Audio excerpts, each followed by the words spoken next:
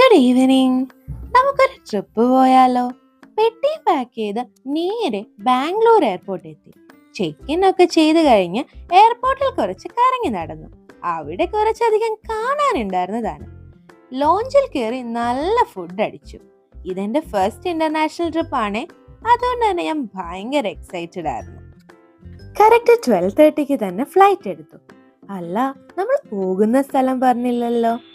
മലേഷ്യയിലെ land of legends എന്നും duty free paradise എന്നും ലാൻഡ് ഓഫ് ഈഗിൾ എന്നൊക്കെയുള്ള ചെല്ലപ്പേരിൽ അറിയപ്പെടുന്ന ലങ്കാവിയിലേക്കാണ് നമ്മുടെ ഈ യാത്ര.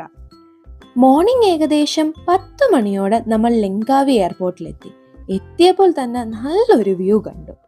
പിന്നെ എൻട്രൻസിൽ ലങ്കാവിയുടെ ഒരു ക്യൂട്ട് മാപ്പ് വെച്ചിട്ടുണ്ട്, അത് നമ്മളൊന്ന് റെഫർ ചെയ്തു. ഹോട്ടലിലെ ചെക്ക് ഇൻ ടൈം ഉച്ചയ്ക്ക് 3 മണിയാണ്. സോ നമ്മൾ നേരെ സെനാങ് ബീച്ചിലേക്ക് പോയി. ബീച്ചിലെ കാഴ്ചകളൊക്കെ കണ്ടു കഴിഞ്ഞ് അവിടെ അടുത്തുള്ള അൽബിസ്ട്രോ റെസ്റ്റോറൻറ്റിൽ കയറി നല്ല ചൂട് ചോറും കറിയും കഴിച്ചു. നല്ല വിശപ്പുണ്ടായിരുന്നേ. കഴിച്ചൊക്കെ കഴിഞ്ഞപ്പോഴത്തേക്കും ചെക്ക് ഇൻ ടൈമായി. പിന്നെ ഹോട്ടലിൽ വന്ന് ചെക്ക് ഇൻ ചെയ്തു.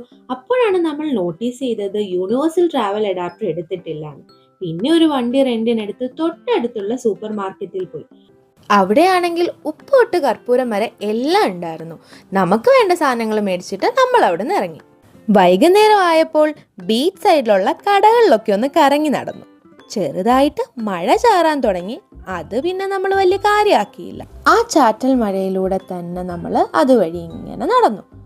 പിന്നീട് അങ്ങോട്ട് നല്ല പോലെ മഴ തുടങ്ങി. ശേഷം ഓരോ റെയിൻകോട്ടും മേടിച്ചിട്ടിട്ടായി നടത്തം.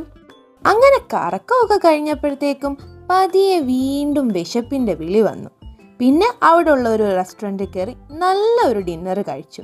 മലേഷ്യ വിസിറ്റ് ചെയ്യാൻ വരുന്ന മിക്കവരും 2 ദിവസം മാത്രം വന്നു പോകാറുള്ള ഈ കുഞ്ഞ് ഐലൻഡ് അടുത്ത 5 ദിവസം എടുത്ത് നമുക്കൊന്ന് എക്സ്പ്ലോർ ചെയ്താലോ?